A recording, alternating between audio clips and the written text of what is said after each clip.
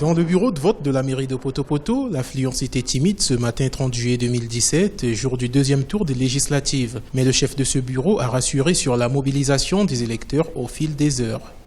Généralement,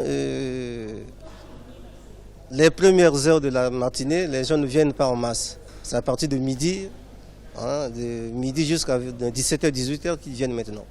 Le matin, très souvent, c'est un peu difficile. Techniquement, matériellement, il n'y a pas une grande difficulté. Excepté quelques petits retards, mais sinon que ça va.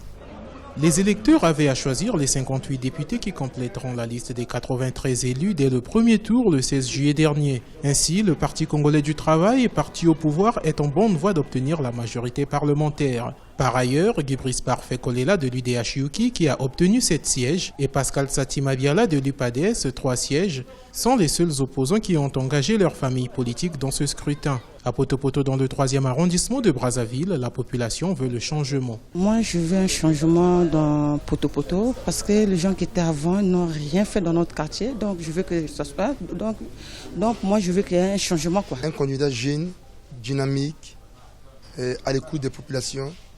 C'est ce genre de candidat qui les populations de Poto-Poto qui sont, pour moi, orphelins depuis 2 mandats, ont besoin.